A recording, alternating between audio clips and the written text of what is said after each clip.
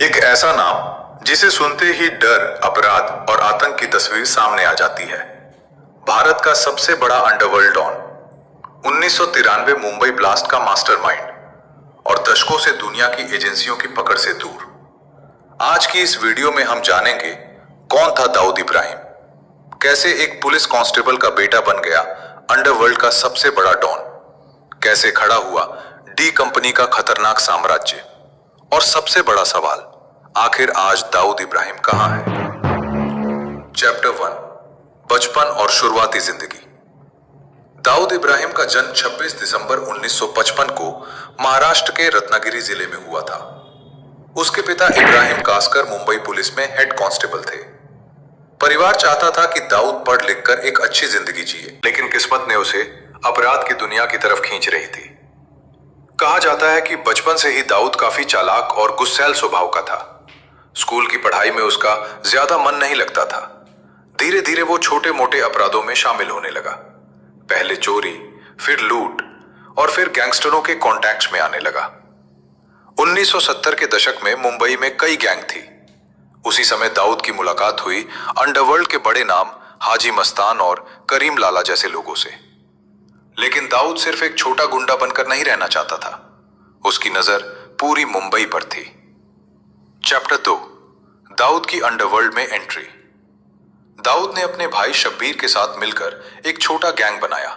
दोनों ने चोरी, तस्करी और वसूली जैसे काम शुरू किए। उस समय मुंबई के अंडरवर्ल्ड पर राज करता था पठान गैंग, लेकिन दाऊद धीरे धीरे अपनी ताकत बढ़ा रहा था। फिर आया वो मोड़ जिसने मुंबई की अंडरवर्ल्ड को हमेशा के लिए बदल दिया। 1981 में दाऊद के भाई शब्बीर की हत्या कर दी गई। कहा जाता है कि यह हमला पठान गैंग ने मन्या सर्वे की मदद से करवाया था। भाई की मौत के बाद दाऊद पूरी तरह बदल गया। उसने बदला लेने की कसम खाई और इसके बाद मुंबई में गैंगवार का खौफनाक दौर शुरू हुआ। दाऊद ने अपने दुश्मनों को एक एक करके खत्म करना शुरू किया। धीरे धीरे उसका नेटवर्क इतना बड़ा हो गया कि लोग उसे डॉन कहने लगे। Chapter 3, rise of D company. 1980 के दशक में दाऊद ने बनाया अपना सबसे खतरनाक नेटवर्क, डी कंपनी। यह सिर्फ एक गैंग नहीं था, यह अपराध की एक मल्टीनेशनल कंपनी बन चुकी थी। सोने की तस्करी, हवाला, सुपारी ड्रग्स, मनी एक्सटॉर्शन, हर इलीगल बिजनेस में डी कंपनी का नाम जुड़ चुका था। दाऊद ने मुंबई छोड़कर पहले दुबई में अपना ठिकाना बनाया। वहां से वो पूरे नेटवर्क को कंट्रोल करता था। उसकी पहुंच इतनी मजबूत हो गई थी कि बॉलीवुड से लेकर बिजनेस तक हर जगह उसकी पकड़ बन गई। कई रिपोर्ट्स में दावा किया गया कि कुछ फिल्म स्टार्स और फिल्म प्रोड्यूसर को दाऊद से धमकियां मिलती थी। कहा जाता है कि अंडरवर्ल्ड का पैसा फिल्मों में लगाया जाता था। धीरे धीरे दाऊद सिर्फ भारत ही नहीं बल्कि कई इंटरनेशनल एजेंसीज की नजर में भी आने लगा। Chapter 4, 1993 Mumbai blasts.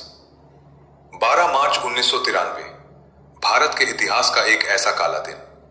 मुंबई में एक के बाद एक 12 धमाके हुए। होटल, मार्केट और भीड़भाड़ वाले इलाके टारगेट किए गए। पूरा शहर दहल उठा। इन धमाकों में 250 से भी ज्यादा लोगों की मौत हुई और सैकड़ों घायल हुए। सर्च एजेंसीज ने दावा किया कि इन धमाकों के पीछे दाऊद इब्राहिम और उसकी डी कंपनी का हाथ था। इसके बाद दाऊद इंडिया का मोस्ट वांटेड क्रिमिनल बन गया।